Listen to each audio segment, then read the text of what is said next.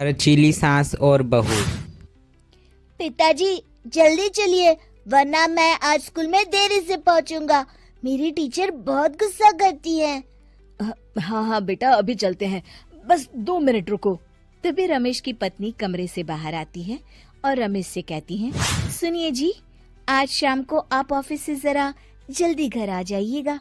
याद है ना, आज आपको मुझे शॉपिंग कराने के लिए लेकर जाना है। अरे भाग्यवान, इस महीने हाथ जरा तंग है। मेरी मानो तो शॉपिंग का विचार कुछ दिनों के लिए अपने दिमाग से निकाल ही दो। मैं तुम्हें अगले महीने पक्का शॉपिंग कराने ले जाऊंगा। अभी मुझे चलना चाहिए, वरना राजू को स्कूल पहुंचने में देर हो जाएगी। देखिए जी, अब आपके ये बहाने पुराने हो चुके हैं। मैं कुछ नहीं जानती। आज शाम को मुझे शॉपिंग करने जाना है, मतलब जाना है। आगे आपकी मर्जी। अच्छा ठीक है भाग्यवान, अब तुम पूरा घर सर पर मत उठाओ, मैं कुछ करता हूँ। इतना कहकर रमेश अपने बेटे राजू को लेकर वहाँ से चला जाता है। घर से निकलने के लिए रमेश जैसे ही अपनी मोटरसाइकिल शुरू करता है, तभी उसकी माँ उसे आवाज देकर कहती है, कि मुझे कुछ पैसे दे देना। याद है ना, मैंने तुझसे कहा था कि मुझे मंदिर में चढ़ावा चढ़ाना है। अरे माँ, मेरी तनख्वाह आने में अभी 10 दिन बचे हैं। अभी मेरे पास बिल्कुल पैसे नहीं है। हाँ, मेरी तनख्वाह मिलते ही मैं तुम्हें पैसे दे दूंगा। रमेश की माँ चिढ़कर कहती हैं, अरे तेरा दिमाग तो खराब नहीं हो गया? मैंने तेरे भरोसे मंदिर के पुजारी जी से वादा कर दिया है और तू कह रहा है कि पैसे नहीं है। अब मैं पुजारी जी को क्या जवाब दूंगी? तुझे तो मेरी इज्जत की भी कुछ परवाह नहीं है। अच्छा ठीक है माँ, अब तुम गुस्सा मत करो, मैं शाम तक कुछ इंतजाम करता हूँ। इतना कहकर रमेश वहाँ से चला जाता है। फिर दोपहर को जब रमेश अपने दफ्तर में बैठा होता है, तब उसे अपनी पत्नी और माँ की बातें याद आती हैं। रमेश अपने दफ्तर के एक साथी मोहन से कुछ रुपए उधार मांगता है। अरे भाई मोहन, मेरा एक छोटा सा काम कर दो, मुझे कुछ रुपयों की सख्त जरूरत है। मुझे कुछ दिनों के लिए क्या तुम रुपए उधार दे सकते हो? अरे रमेश भाई, मैं तुम्हें पैसे उधार तो दे सकता हूँ, लेकिन मुझे वक्त पर पैसे लौटा देना। वैसे भी मेरा मानना है कि दोस्ती यारी में कभी पैसों का व्यवहार नहीं करना चाहिए।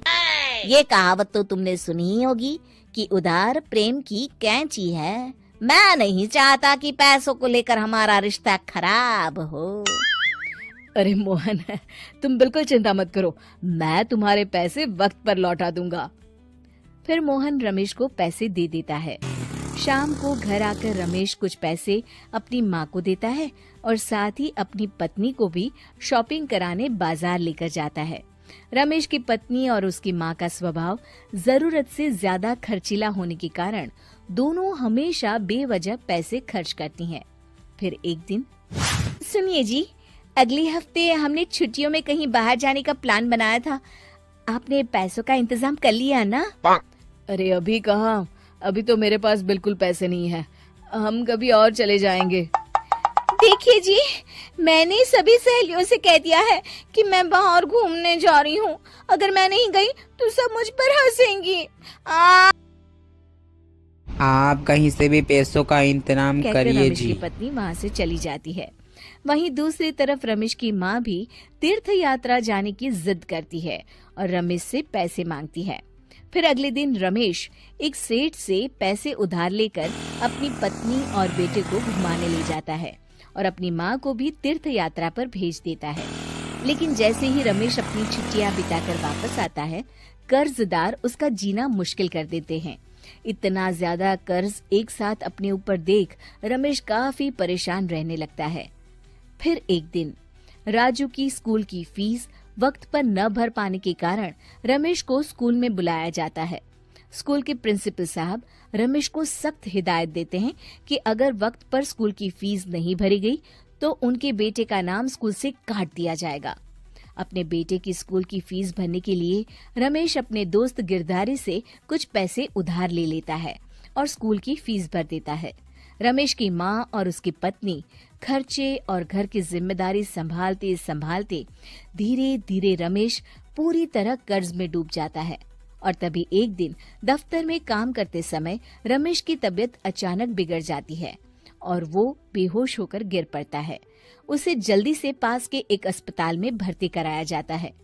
रमेश के घर वालों को ये बात पता चल जाती है तो वे सभी अस्पताल पहुंचते हैं।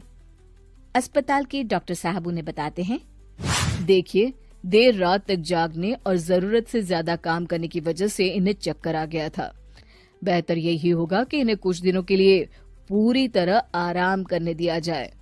रमेश की हालत देखकर उसके बेटे राजू को बहुत गुस्सा आता है और वो अपनी दादी और माँ से कहता है, माँ, दादी, मैं इतना छोटा हूँ, फिर भी मैं इतना समझता हूँ कि पिताजी दिन रात दफ्तर में काम करके पैसे कमाते हैं।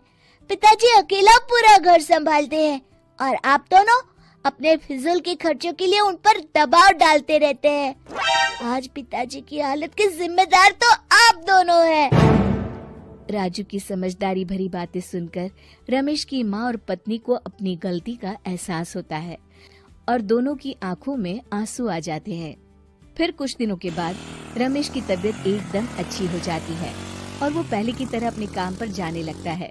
रमेश की माँ और पत्नी अब उसे किसी प्रकार की कोई तकलीफ नहीं देते और ना ही उससे किसी चीज की मांग करते हैं। फिर देखते ही देखते रमेश अपने कर्ज के सारे पैसे चुका देता है। उसकी जिंदगी पहले की तरह अच्छी हो जाती है और वो अपने परिवार के साथ खुशी खुशी रहने लगता है। शिक्षा, हमारे रिश्ते एक तराजू की तरह होते हैं जिसकी दोनों ओर जिम्मेदारी और समझदारी का वजन बराबर होना चाहिए। वीडियो को लाइक, शेयर और सब्सक्राइब करें।